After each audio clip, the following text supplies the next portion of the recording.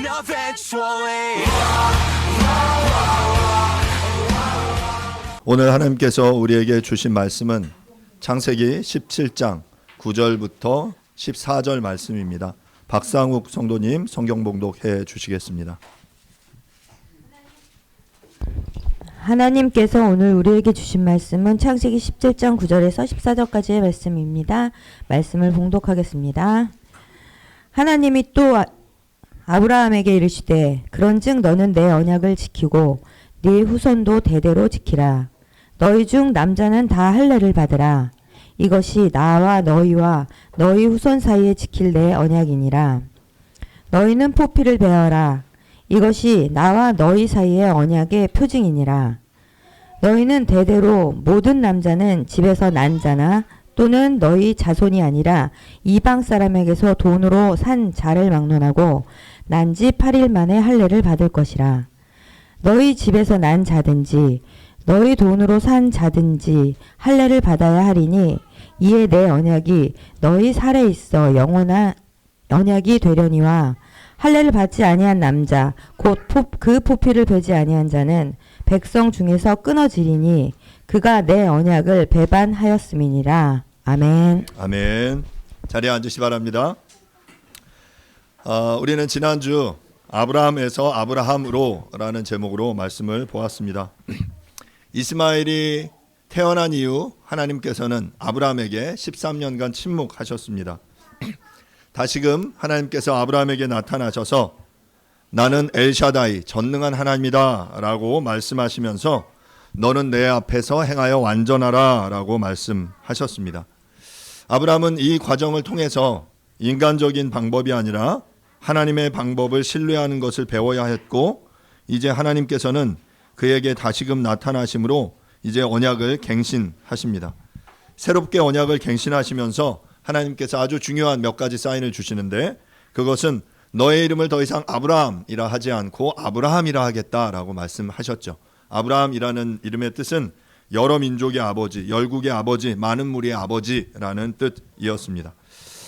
수없이 많은 사건과 사고 그리고 많은 경험들 속에서 하나님께서는 당신의 열심을 통해 아브라함을 아브라함으로 이루어 가셨습니다. 드디어 이제 아브라함의 이름이 아브라함이 되었던 사건이 우리가 17장 앞부분에서 함께 지켜봤죠. 하나님께서 아브라함에게 이 언약을 통해서 요청하시는 것은 너가 나의 백성으로 나의 구별된 자손으로 이 땅을 살아가면서 내가 너에게 요구하는 것은 내 앞에서 행하여 완전하라 라는 것이었습니다. 그리고 그렇게 살 때 내가 너를 번성케 하겠고 너의 후손들을 자손들을 번성케 하겠다라고 약속하셨죠. 이처럼 하나님이 이제 아브라함이라는 한 사람을 통해서 큰 민족을 이루겠다라고 약속하셨고 이제 그렇게 선택받은 민족이 우리가 잘 아는 대로 유대인, 이스라엘 백성입니다. 이스라엘 백성들이 유대인들이 자신들이 선택받은 민족, 선민임을 인정하면서 자랑하는 몇 가지가 있었어요. 그게 뭐였을까요? 바로 그것은 오늘 우리가 함께 볼 이제 할례와 또 하나 중요한 것은 하나님의 말씀, 율법이었어요. 자신들이 율법을 받은 것을 그들은 자랑했고 또 그들이 자랑한 여러 가지가 있었는데 바로 성전, 안식일 이런 것들을 그들이 아주 자랑했습니다. 왜냐하면 그것이 자신들을 이방인들과 구별해 주는 어떤 특징이라고 여겼기 때문에 차별성을 가지는 어떤 표징이라고 여겼기 때문에 아주 자랑했는데요. 특별히 오늘은 17장 9절부터 14절 말씀을 통해 할례에 대해서 여러분들과 함께 말씀을 보려고 합니다. 오늘 본문의 제목을 할례, 언약의 표징이라고 정했는데요. 이 유대 민족들이 가장 자랑하는 자신들이 선택받은 백성임을 아주 극명하게 차별화해서 보여줄 수 있는 아주 중요한 표징이 바로 할례였습니다. 자, 9절 오늘 본문 9절부터 10절 말씀을 제가 다시 읽겠습니다. 하나님이 또 아브라함에게 이르시되 그런즉 너는 내 언약을 지키고 내 후손도 대대로 지키라. 너희 중 남자는 다 할례를 받으라. 이것이 나와 너희와 너희 후손 사이에 지킬 내 언약이니라. 지금 이 17장 본문을 계속 읽다 보면 아주 중요하게 반복되는 표현이 언약이라는 표현이에요. 내 언약, 영원한 언약, 뭐 이런 표현이 계속해서 이제 반복이 되는데 계속 내 언약이라고, 하나님이 이게 내 언약이야, 이게 내가 너와 맺는 언약이야라고 계속해서 이제 반복하고 계세요. 그 중에 이제 함께 보는 이 9절부터 14절은 이제 할례에 대한 부분을 여러분들과 함께 보도록 하겠습니다. 하나님께서 아브라함을 통해 큰 민족을 이루고 가나안 땅을 주어서 번성케 하시겠다라는 이 약속이 아브라함에게만 한정된 약속이 아니라 그 후손들에게도 함께 주어진 약속임을 확증하기 위해서 너는 너와 너의 자손 후손들에게 모두 다 할례를 행해라 라고 명령하고 있는 게, 이게 징표야. 이게 너와 내 사이에 이 언약의 징표야. 이 징표를 가지고 있으면 내가 너의 하나님이 되고 내가 약속한 대로 너에게 그 풍성한 은혜를 줄 거야 라고 이렇게 말씀하고 계시는 거죠. 그리고 나서 이제 11절부터 14절은 이제 구체적으로 그 할례를 어떻게 행해야 하는지를 우리에게 설명합니다. 11절부터 14절입니다. 너희는 포피를 베어라. 이것이 나와 너희 사이의 언약의 표징이니라. 너희의 대대로 모든 남자는 집에서 난 자나 또는 너희 자손이 아니라 이방 사람에게서 돈으로 산 자를 막론하고 난 지 8일 만에 할례를 받을 것이라. 너희 집에서 난 자든지 너희 돈으로 산 자든지 할례를 받아야 하리니 이는 내 언약이 너희의 살에 있어 영원한 언약이 되려니와 할례를 받지 아니한 남자 곧 그 포피를 베지 아니한 자는 백성 중에서 끊어지리니 그가 내 언약을 배반하였음이니라. 여러분, 할례가 뭔지 아시죠? 영어 circumcision, 이렇게 포경수술이에요. 포경수술. 남자의 성기에 포피를 잘라 베어내는 그런 행위가 바로 이제 할례라는 예식입니다. 성경에서 이제 오늘 함께 보는 이 창세기 17장 본문에서 이제 이 할례가 이제 최초로 성경 안에 이제 등장하고 있는 거예요. 할례는 이처럼 하나님과 아브라함 사이에 언약된 체결된 언약의 표징입니다. 이는 하나님이 이스라엘의 하나님이 되고 너희는 나의 백성임을 이렇게 증명 보여주는 그런 행위인 것이죠. 오직 하나님만을 예배하고 하나님의 말씀을 순종하고 따르겠다라는 그러한 의미를 담고 있습니다. 오늘 본문에서 말하는 것처럼 이스라엘의 모든 남자아이들은 태어난 지 며칠 만에 8일 만에 할례를 받아야 했습니다. 그리고 이 할례가 중요했기 때문에 8일 만에 받는 할례가 중요했기 때문에 안식일에도 이 할례를 행하는 것이 허용되었어요. 그리고 외국인이든 나그네든 개종한 자든 할례를 통해 언약 공동체의 일원이 될 수 있었습니다. 그러니까 집에서 난 자든지 아니면 돈으로 산 자든지 모두 다 너희가 이 언약 백성 안으로 들어오려면 남자들은 누구나 이 할례를 받아야 한다라고 본문이 이야기를 하고 있죠. 출애굽기 12장 48절은 또 이렇게 말하는데요. 너희와 함께 거리하는 타국인이 여호와의 유월절을 지키고자 하거든 그 모든 남자는 할례를 받은 후에야 가까이 하여 지킬지니 곧 그는 본토인과 같이 될 것이나 할례를 받지 못한 자는 먹지 못할 것이니라. 그러니까 이스라엘의 이 구별된 예식 유월절 예배 가운데 함께 참여하기 위해서는 어떻게 했어야 됐어요? 할례를 받아야만 그 예식에 함께 동참할 수 있었어요. 그리고 그 유월절의 음식을 함께 먹을 수 있었다라는 것이죠. 그리고 마찬가지로 또한 혈통상의 이스라엘인이라고 할지라도 할례를 받지 않으면, 오늘 14절에 이야기를 하고 있는데요. 할례를 받지 않은 자는 백성 중에서 끊어지게 된다. 왜냐하면 언약을 지키지 않았기 때문이다 라고 이야기를 합니다. 구약의 역사 속에 보면 이 할례가 굉장히 많이 등장합니다. 그리고 신약에 와서도 마찬가지예요. 그만큼 중요했기 때문에 이것이 복음이 전해지는 과정 속에 여러 사람들에게 이제 논쟁의 어떤 화두가 되었던 거죠. 이스라엘 백성이 이렇게 이제 할례를 명령받았고 또한 그들이 그 하나님의 언약의 백성으로 살아가다가 이제 출애굽 당시 애굽을 탈출해서 이제 40년 동안 광야 생활을 했습니다. 그래서 광야 생활을 하는 동안 그들은 할례를 행하지 못했어요. 자, 그러자 이제 광야의 생활을 마치고 이제 가나안 땅에 입성하려고 들어가던 그 때 하나님께서 무엇을 요청하시냐면 여호수아서 5장에 보면 이제 할례를 그들에게 요청하십니다. 여호수아서 5장 2절부터 5절 제가 읽겠습니다. 그때 여호와께서 여호수아에게 이르시되 너는 부싯돌로 칼을 만들어 이스라엘 자손들에게 다시 할례를 행하라 하시매 여호수아가 부싯돌로 칼을 만들어 할례 산에서 이스라엘 자손들에게 할례를 행하니라. 여호수아가 할례를 시행한 까닭은 이것이니 애굽에서 나온 모든 백성 중 남자 곧 모든 군사는 애굽에서 나온 후 광야 길에서 죽었는데 그 나온 백성은 다 할례를 받았으나 다만 애굽에서 나온 후 광야 길에서 난 자는 할례를 받지 못하였음이니라. 그러니까 애굽에서 탈출할 때 군사들 어른들은 다 할례를 받았어요. 근데 이제 애굽에서 태어난 이들도 있잖아요. 40년이니까. 그러면 그럼 애굽에서 태어난 사람들은 할례를 받지 못했어요. 그래서 이제 하나님이 약속의 땅 가나안에 들어가기 전에 너희 다 할례를 행하라 라고 명령하세요. 자, 그런데 되게 신기한 게 2절부터 3절에 보면 뭘로? 무엇으로? 부싯돌로. 여러분 수술을 하려면 예리한 메스로 해야 되지 않습니까? 예리하게 쫙 도려내야 상처도 덜하고 고통도 덜하고 피도 덜 흘릴 텐데 여러분 부싯돌로 아마 이제 뭐 신석기 이미 청동기로 넘어간 시대인데 아마 이 신석기 시대의 부싯돌을 가지고 지금 수술을 명하고 있습니다. 여러분 어떨까요? 이 부싯돌로 칼로 수술을 하면 어땠을까요? 아주 깔끔하게 수술이 됐을까요? 아니요. 아마 훨씬 더 고통스러웠을 거예요. 그런데 지금 하나님이 그렇게 일부러 그런 명령을 하고 계세요. 자, 그런데 또 더 신기한 건 지금 이 할례를 명하는 시점입니다. 아마 여호수아서 5장의 본문의 위치를 아시는 분은 이 할례가 무엇을 의미하는지 아시겠지만 40년간의 광야 생활을 마치고 이제 하나님이 가나안 땅에 들어가기 위해서 이제 요단강을 도하했어요. 건넜어요. 요단강을 건너고 나서 이 하나님께서 이 이스라엘 각 족장들에게 요단강 중앙에 돌들을 꺼내서 이 길갈이라는 곳에 12돌을 세웁니다. 징표를 세워요. 자, 이 요단강을 너희가 건넜어.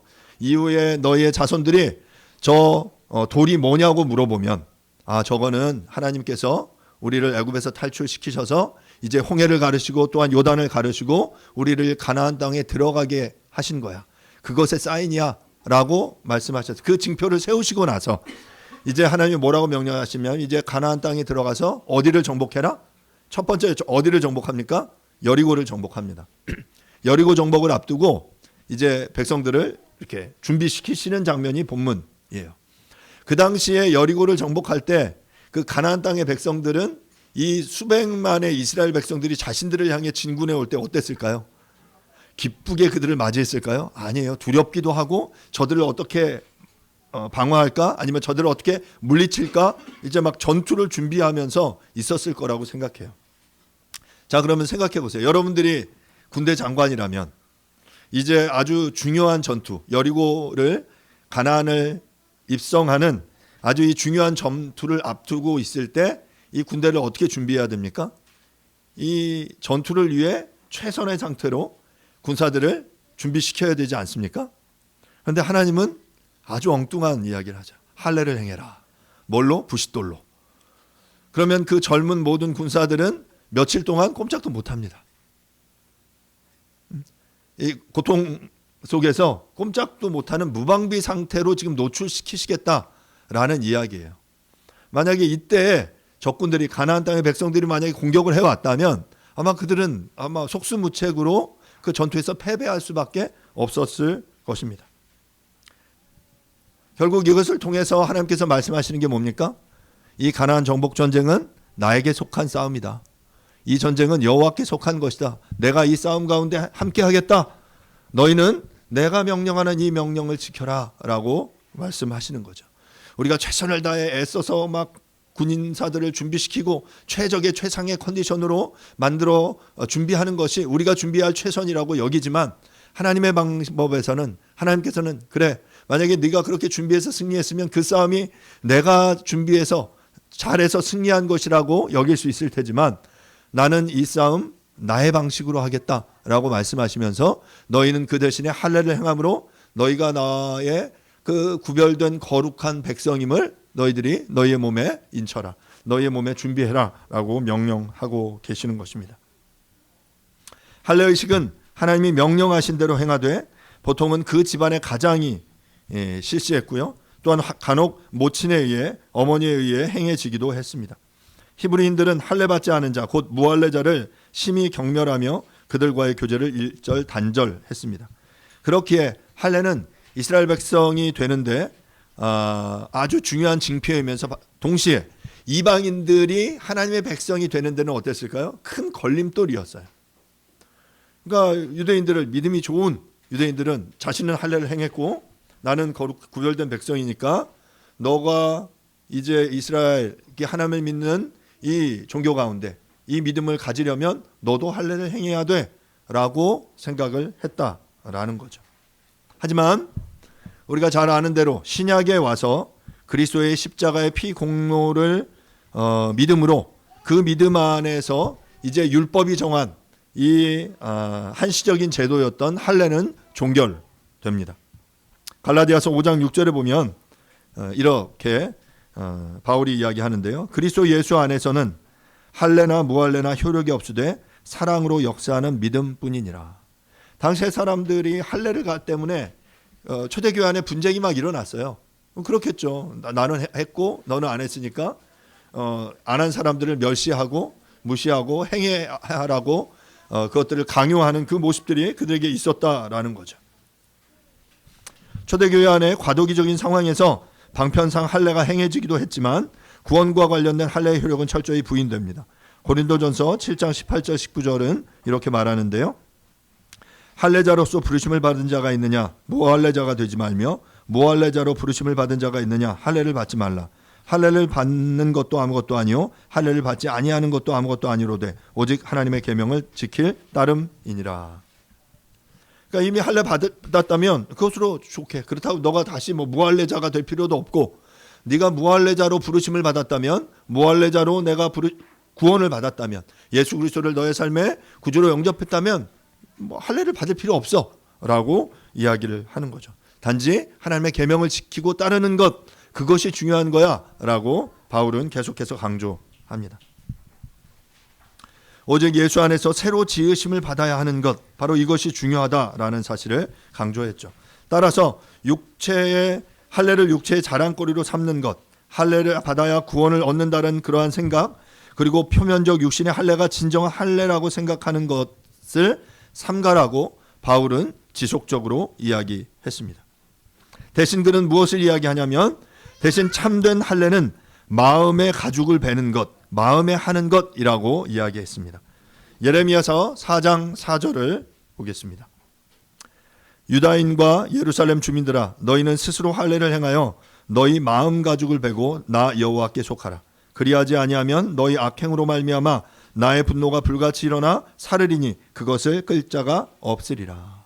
이미 예레미야 선지자도 구약에서 이 할례에 대해서 이야기하면서 육체의 이 포피를 베는 이런 육신의 할례가 아니라 마음의 가죽을 베는 것을 중요하다라고 여겼습니다. 여러분이 마음의 가죽을 베라는 이런 말의 의미가 무엇일까요? 그러니까 아마 여러분들이 이 할례를 행하는 여러 가지 이유가 있겠지만 위생상의 이유도 있고요. 또 그것이 어떤 민감함을 자극하는 그런 용도로도 사용이 됐어요. 이 마음 가죽이 이 겉에 가죽이 있을 때 민감하게 무언가를 느끼지 못하는 거죠. 너희의 마음 가죽이 그 하나님 되심을 그 거룩함을 민감하게 느끼지 못한다면 죄에 대해서 민감하게 여기지 못한다면 너희가 그리스도의 하나님 나라의 백성으로 구별되어 그렇게 살아내지 못한다면 예레미야는 뭐라고 말합니까? 너희의 마음의 가죽을 베어라. 하나님 앞에 민감하게 반응할 수 있도록 너희의 마음의 상태를 준비해라 라고 이야기하고 있는 거죠. 나아가 로마서 5장 2장 29절은 또 이렇게 말합니다. 오직 이면적 유대인이 유대인이며 할례는 마음에 할지니 영에 있고 율법 조문에 있지 아니한 것이라. 그 칭찬이 사람에게서가 아니요 다만 하나님에게서니라. 마음에 하는 할례에 대해서 계속해서 이야기를 하고 있습니다. 또 이어서 골로새서에서는 이렇게 말합니다. 골로새 2장 11절 12절인데요. 또 그 안에서 너희가 손으로 하지 아니한 할례를 받았으니 곧 육의 몸을 벗는 것이요 그리스도의 할례니라. 너희가 세례로 그리스도와 함께 장사되고 또 죽은 자들 가운데서 그를 일으키신 하나님의 역사를 믿음으로 말미암아 그 안에서 함께 일으키심을 받았느니라. 그러니까 지금 얼마나 바울이 이 할례와 싸우고 있는지를 여러분 아시겠어요? 그 당시 할례는 이 바울이 이방인들에게 복음을 전하기 위해서 굉장히 큰 걸림돌이었던 거예요. 그래서 바울은 여러 이 복음서 서신서를 통해서 이 할례에 대해서 이야기하면서 이제 육신의 할례가 아니라 마음의 할례에 대해서 이야기를 하고 있는 거죠. 손으로 하는 할례가 아니라 그 그리스도의 할례를 너희가 받아라 라고 이야기해요. 그리스도 할례는 뭡니까? 12절에 어찌 보면 세례를 이야기합니다. 그리스도와 함께 장사되고 죽은 자 가운데서 다시 살아나신 그분을 믿는 것, 그리고 그래서 이 죄에 대해서 다시금 일으키심을 받음으로 내가 구원받았음을 공개적으로 이렇게 사람들에게 선언하는 이 세례, 바로 이것이 너희들이 행해야 하는 바로 그리스도의 할례다라고 말하고 있는 것입니다. 이처럼 이 할례라는 이 증표는 구약에서뿐만 아니라 신약에 와서도 굉장히 이제 중요한 어떤 의식이었다라는 사실을 이야기하고 있습니다. 자, 그러면 그렇다고 해서 이 할례가 기독교에서만 행해지던 의식이었을까요? 그렇지 않습니다. 할례는 이 고대 근동의 여러 민족들이 성년식으로 또는 다산 예식으로 또는 결혼 예식으로 자신의 신전의 제사장을 정결케 하는 이유로 다양하게 이루어졌어요. 그러니까 성년식을 행할 때, 다산을 기원하면서 결혼할 때 하기도 했고요. 또한 신전의 제사장을 정결케 하기 위해서 이런 예식을 행했습니다. 특별히 결혼 예식으로 사용될 때는 신부 집안의 남자들이 신랑에게 할례를 행했는데 바로 그것은 우리의 가족의 일원으로 받아들인다라는 그런 상징적인 의미였습니다. 그리고 그 당시에 사람들도 아이들에게 할례를 행할 때 8일 만에 할례를 행했다라고 말해요. 왜 그럼 8일일까? 이방 사람들은 8일 만에 행한 이유는 그 당시에 아이들은 태어나자마자 죽는 경우가 많았어요. 그런데 적어도 한 7일 정도가 지나면 이 아이는 이제 살았구나라고 생각이 되는 거예요. 그리고 나서 이제 이 아이가 이제 우리의 자녀로 인정하는 그런 모습으로 그 당시에 할례를 행했다라고 합니다. 그럼 이제 성경에서 8일째 할례를 요구한 이유는 무엇일까 생각해 보면 태어난 아이가 7일간의 천지 창조의 사이클을 경험한 이후의 첫날이 바로 8일째 되는 날이었기 때문에 바로 이 안식일에도 이 할례를 허용했습니다. 그런 의미에서 아이가 태어난 지 8일째 되는 날은 하나님께 아이를 헌신하기에 가장 좋은 날이었다라고 말해요. 의학적으로 또 그 8일째 되는 날 아이가 이런 어떤 상처가 회복되는 데 필요한 그 어떤 몸의 그런 호르몬 그 요소가 가장 많이 나오는 기간이다라고도 합니다. 이처럼 이스라엘 백성들은 할례를 받지 않은 이들을 부정한 자, 하나님을 대적하는 자로 여겼고, 또한 레위기 19장 23절에 보면 새로운 땅에 들어가 얻은 열매는 3년간 할례를 받지 않은 것으로 여겨서 이 열매를 먹지 말라고 명하기도 했습니다. 자, 그러면 여러분 생각해 보세요. 이 할례 언약의 표징은 누구를 위한 걸까요? 이 할례는 누구를 위한 걸까요? 저는 이 언약의 표징은 바로 그 언약의 당사자인 나 자신을 위한 것임과 동시에 이를 명하신 하나님의 것이다 라고 생각합니다. 11절에서 표징이라고 번역된 히브리어 단어 오트는 기적, 징조, 표, 상징을 의미합니다. 성경에 보면 여러 표현에서 이 징조라는 표현이 사용되었는데요. 가인의 머리의 표, 노아의 홍수 당시의 무지개, 출애굽 당시에 10가지 이적을 표현할 때 이 오트, 표징이라는 단어를 사용했어요. 여러분, 무지개가 뭡니까? 이제 다시 내가 물로는 심판하지 않겠다라는 하나님의 약속의 표징이에요. 무지개를 보면 이제 인간들은 무엇을 바라봅니까? 생각합니까? 하나님이 이 땅을 우리의 죄로 심판하셨어. 물론 하나님께서 다시금 인간의 죄로 물로는 심판하시겠다고 하시지 않겠다라고 말씀하셨지만 인간들은 그 무지개를 보면서 하나님의 심판을 생각했겠죠. 그리고 하나님께서는 그 무지개를 보면서 내가 다시 이제 물로는 심판하지 않을 거나라는 그분의 그 약속을 생각했을 겁니다. 유월절에 발라진 문에 발려진 그런 피를 보면서 이것 또한 표징인데요. 이 하나님께서 보시는 표징이에요. 하나님이 그 피를 보시면 그 집을 6월 넘어가시겠다라고 약속하신 겁니다. 여러분 그럼 생각해 보세요. 히브리인들이 이 출애굽 당시의 10가지 이적, 10번째 이적, 장자가 모두 죽는 이 하나님의 심판을 면하기 위해서 하나님이 너희의 집 문 임방과 문설주에 피를 발라라 라고 말씀하셨어요. 여러분, 그럼 이 피를 바르는 건 누구 보라고 한 걸까요? 누구 보라고? 예, 하나님 천사 보라고 한 거예요. 이스라엘 백성들은 그 당시 어디에 모여 살았습니까? 고센 땅이라는 곳에 모여 살았어요. 그러니까 주변에 애굽인들은 거의 없고 유대인들, 이스라엘 백성들만 함께 모여 살았어요. 그렇기 때문에 이 사인을 그 당시에 애굽인들이 다른 이들에게 보여주기 위한 사인이 아니라 바로 그 임방과 물설주의 피를 바름으로 바로 이 하나님을 향해 하나님, 내가 이 하나님의 언약의 말씀에 이렇게 순종했습니다 라는 것을 보여주는 거죠. 그리고 그 죽음의 천사는 그 임방과 물설주에 피가 발려져 있으면 죽음의 신이 그 집은 넘어가고, 마찬가지로 유대인이었지만 하나님의 명령의 말씀을 순종하지 않고 그 피를 바르지 않으면 죽음의 신이 임했고, 또한 마찬가지로 이제 애굽의 땅에 많은 사람들의 집에도 피가 발려져 있지 않았기 때문에 죽음의 심이 그 땅에 임했다라는 것입니다. 이처럼 이 임방과 물설주의 피는 하나님의 명령을 준수했음을 하나님께 보여주는 그들의 표징이었습니다. 마찬가지로 할례도 이스라엘에게 요구하신 특별한 언약의 표징으로 이 할례를 통해 자신들이 언약의 백성임을 상기했겠죠. 남자들이 자신의 몸에 이 표징을 보면서 내가 하나님의 백성임을 상기했고, 또한 하나님 또한 그 은밀한 그 부위에 있는 그것 다른 사람들에게 보이기보다는 바로 그 하나님께서 그들을 그러한 모습들을 통해서 이들이 나의 백성임을 확인하기 위한 것이었습니다. 이처럼 유대인들에게 할례는 매우 중요한 의식, 표징이었습니다. 그래서 육신의 할례를 매우 중요하게 여겼고 신약에 와서도 이것들을 강조하게 됐죠. 구약 시대에는 유대인들에게만 적용되는 것이었기 때문에 그렇게 문제가 되지 않았지만, 이제 신약에 와서 말씀드린 대로 이방인에게도 복음이 전해지기 시작할 때, 그리고 특별히 사도 바울이 이방의 사도로 자신들의 복음을 증거하기 시작할 때 이방에 속한 많은 이방인의 교회 가운데서는 이 할례가 큰 걸림돌이 되기 시작한 것이었어요.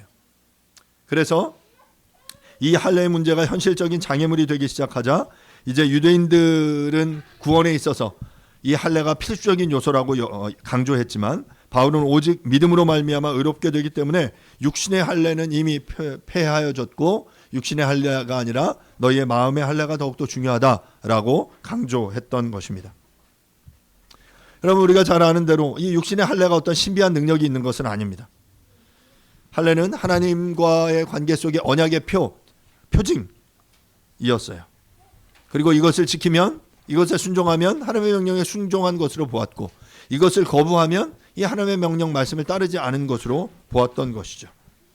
그런데 이 과정에서 유대인들은 이 언약에 있어서 핵심을 놓쳐버리고, 원래 이 하나님의 율법의 정신을 잊어버리고 율법의 껍데기만 강조했던 거죠. 어떤 행위만을 강조하는 것이 그들에게 있어서 문제가 되었던 것입니다. 여러분, 다시금 강조하지만 할례는 하나님과 언약을 맺은 백성이 평생 자신의 몸에 지니고 다니면서 자신은 구별된 하나님의 백성임을 기억하고 묵상하게끔 하기 위한 흔적이다라고 말할 수 있습니다. 말씀을 마무리하겠습니다. 하나님께서는 언약의 표징, 징표로 할례를 요구하셨습니다. 육신의 할례를 받은 이는 하나님과 영원한 언약을 맺은 것으로 자신이 언약의 백성임을 기억하며 살았을 것입니다. 이제 그 육신의 할례가 그리스도의 십자가로, 그 십자가의 죽음, 구속으로 말미암아 폐지되었고, 이제 마음의 할례가 우리에게 요청됩니다. 여러분, 말씀드렸지만 결국 할례가 의미하는 게 뭡니까? 그 무언가를 잘라냄으로 하나님과의 관계에 있어서 더욱더 민감하고 충실하겠다라는 그런 표현인 것이죠. 그래서 바울은 그 마음의 할례를 받을 것을, 예레미야 또한 그 마음의 할례, 마음의 가죽을 잘라내라 라고 이야기를 했던 거죠. 그렇다면 사랑하는 여러분, 우리는 그 마음의 할례를 받았습니까? 그리스도를 믿음으로 마땅히 거절하고 잘라내 버려야 할 것들을 잘라내고, 우리는 그리스도인의 정체성을 상기하며 그리고 하나님과의 관계의 그 민감성을 유지하며 우리는 살아내고 있습니까? 물론 육신의 할례는 폐하여졌지만 우리 각자는 모두 마음의 할례를 행해야만 합니다. 하나님의 역사와 살아계심을 느끼지 못하게 만드는 우리의 마음 가죽을 베어내므로 생생하게 하나님의 살아계심을 누리며 살아내는 저와 여러분들이 될 수 있기를 간절히 바랍니다. 이 시간 함께 말씀을 생각하시면서 기도하겠습니다. 하나님, 하나님과의 관계 속에 우리 가운데 그 막고 있는 이런 가죽들이 있다면 우리가 그것들을 잘라내고 생생하게 하나님을 누리며 그분을 느끼며 민감하게 그분의 하나님의 말씀 앞에 반응하며 살아내는 우리들이 될 수 있게 해 주십시오라고 이 시간 함께 잠시 말씀을 생각하시면서 기도하겠습니다. 하나님의 은혜를 구합니다. 구원하게 표준으로 주시는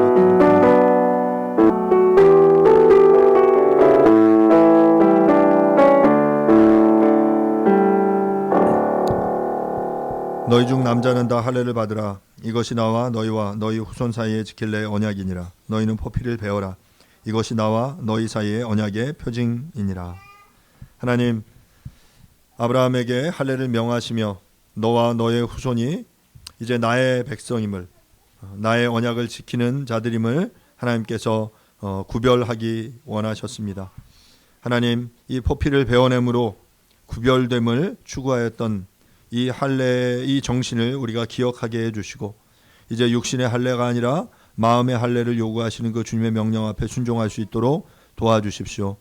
하나님 앞에 더욱더 민감하게 생생하게 나아가기를 원하는데 그것들을 가로막고 우리로 하여금 그 민감함을 느끼지 못하게 만드는 이 가죽들을 우리가 단호하게 잘라내고 우리가 주님 앞에 나아갈 수 있도록 역사하여 주시옵소서.